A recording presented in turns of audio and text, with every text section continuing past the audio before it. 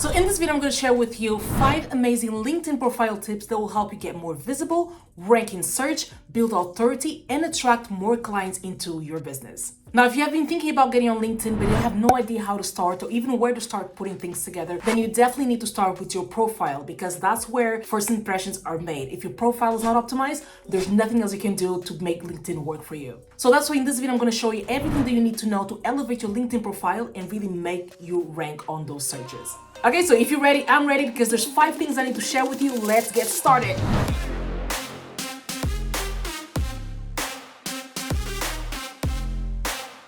Okay, so the first thing we're starting with is your profile picture. Yes, because, oh my God, I've seen some interesting profile pictures, and I just wanted to make sure that you're not making these really crucial mistakes. And I'm going to show you as well some tools that you can use to make it easier for you to just post a LinkedIn picture that actually gives the first impression, the good first impression that you want when someone visits your LinkedIn profile. So let me jump into my computer so I can show you exactly this amazing tool that will make your picture more professional on LinkedIn. Okay, so when it comes to your LinkedIn profile, there's a couple things you definitely want to work on, but the first thing we're going to be talking about is definitely your picture. First of all, you won't just have one person in the picture, and that should be you. Because I've seen some LinkedIn profile pictures that you have like 2 people or 3, or there's a group, and we don't know which one are you. And definitely want something that is a little, shows your face. I prefer to have a picture that I'm smiling, because, it shows that I'm like more inviting and, happy, because I want people to feel happy when they visit my profile. So this is like the pictures that I have. Now, if you, for example, have this amazing picture, but the background just looks a little, and you either in the middle of the street or you're at the party, but you look really nice and really put together in this picture,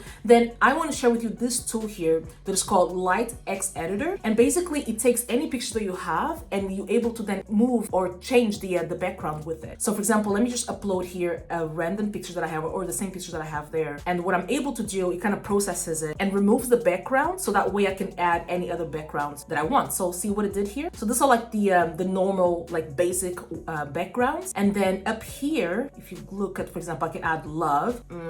I would not recommend that for your LinkedIn profile. So perhaps you want to go more on where it says professional, and you can have something like this, very, it's still playful, especially if you just want to come across as someone that, hey, it's business, but it doesn't need to be that serious. That's definitely me. So, if you just want to, this is still very, I like this one, for example. You can put your name in just across the picture. Something that has a more playful background. You can have something that is more classic, more aesthetic, comic, if that's your vibe, it's okay. Definitely, one thing very important, I feel, don't let the professionalism on LinkedIn box you in. Make sure that you also show your personality, because yes, it can be, your business can be B2B or B2C, but at the end of the day, it's P2P, meaning people to people. So we're all people here, all human beings.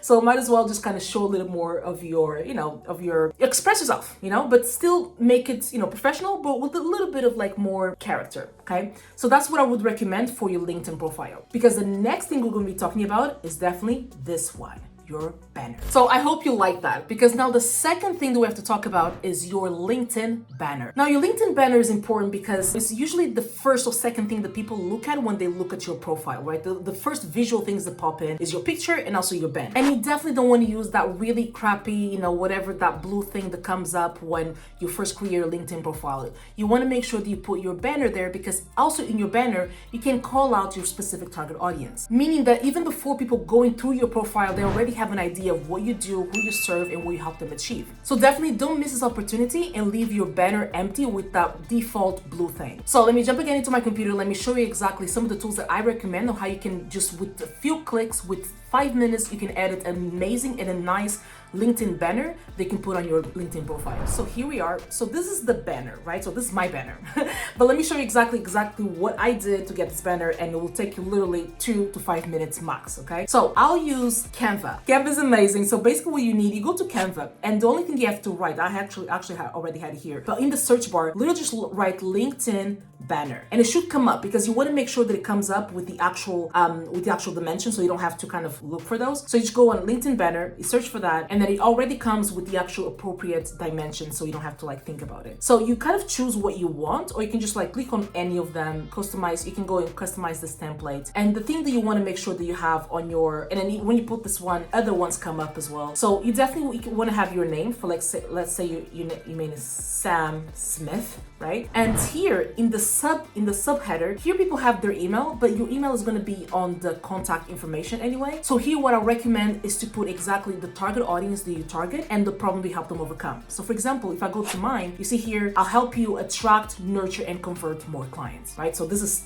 specifically for business owners, right? You know exactly what I'm talking to. For example, if you help busy professionals to lose weight or to be healthier, or if you help busy women to find their ideal man or ideal women, whatever that is, you can put that here. So I help, and then you go into your, so this basically will be your position statement. So I help, what is happening?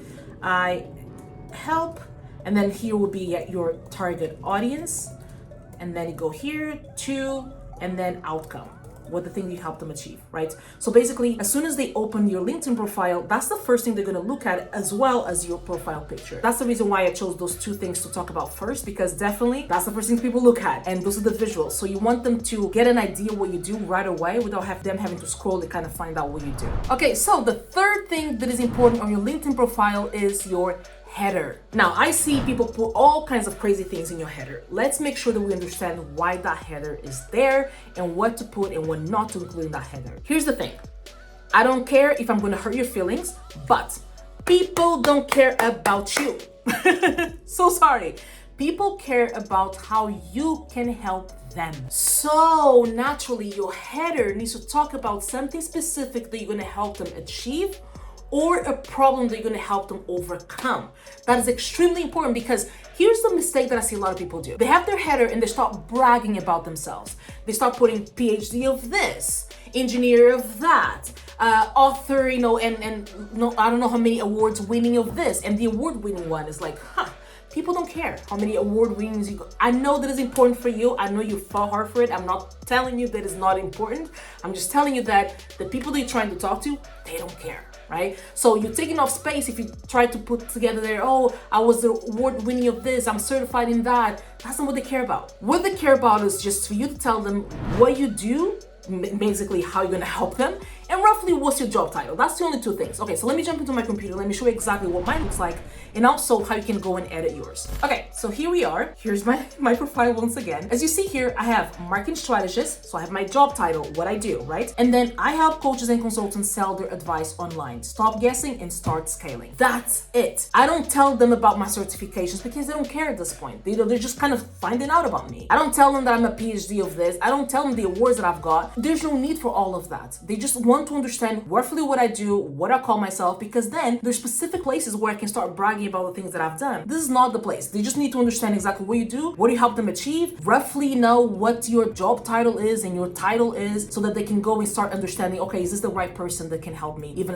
on the slightest, get to the place that I want to achieve. Now, the fourth thing we need to make sure that we optimize is your feature section. Now, this is such an important space, and I see a lot of people not really utilizing it well. So let me jump again into my computer and show you exactly what I do with my feature section, and also what you can do with yours, so that you're able to then build authority and make sure that people understand that you are a master and expert in your field. Okay, so here we are. So if you go down a little bit, so from here, you can see this section here. And the feature section, I use it to build authority and to show, to showcase a little bit of my expertise. So as you see here on the feature session, I go live on LinkedIn, right? So when I go live, when I see that there's a video, there's a specific live video that performs well, as you can see here, that has plenty of engagement, has comments, it has likes and engagement and everything, I add it to my feature section. So the way that I do that is, for example, I go to my activity, and then so if I go to my activities, and if I select a specific post, let's say that this latest one that I just posted, if I go here, I can put it as a feature on top of my profile, right? So that's how you allocate things to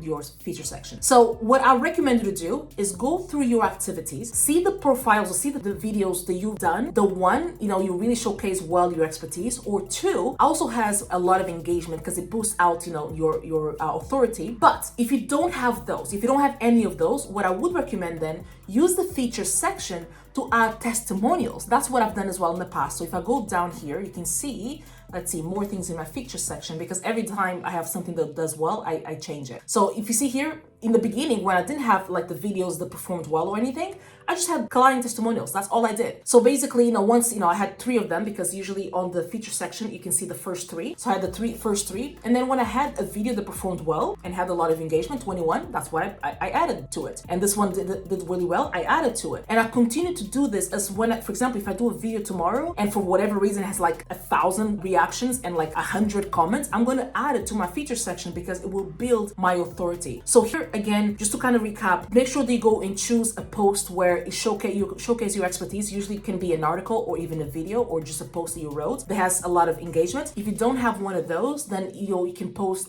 either client testimonials. If you don't have client testimonials, then post, if you don't have any of those that have a lot of engagement or client testimonial, you can use something different that is just you talking to the camera and just kind of giving a lot of value, because that's going to be the post that people see when they go to your profile. The cool thing also happens that when I connect with someone and they go through my profile, if they see that people have reacted to this very well, they go and see it because they go, okay, what's she talking about here? How to get booked on podcasts? Let me watch that video. Or the only offer you need is a coaching business, in your coaching business? Let me watch that. Because interesting, when people connect with you because they see that there's a lot of engagement there, and that's the first things that appear in your feature section, they go in and start interacting with it. So if you don't have one yet, create it and put it on your feature section. Okay, so the 5th thing that we need to look at in your profile is now the bio. So let me jump into my computer and show you exactly the things you can write in your bio and how to structure it, so that way people, when they read it, they understand that what is for them, what's not for them, if they're a good fit, if they're not a good fit. So let me jump again into my computer and show you exactly what that looks like. Okay, so here we are. So we're done with the feature. So now we're looking at your about section. So here is where you can start bragging more about you and your accomplishments and things you've done. So basically what you do, you divide things into sections, into paragraphs, right? So first you go in a nutshell, you do your position statement, exactly who you help or what you help them achieve, to kind of reiterate that. And then you kind of go into the structures that you use, or the blueprint that you use, or the frameworks that you use to make this possible. And then you can go into the awards that you've won, or the credentials that you have, or some testimonials and some case studies. So here what I would recommend is kind of unpack a little bit more the methodology that you use to get people to achieve the goal they told them here they're going to help them achieve, or overcome a specific problem. And then you go into explaining your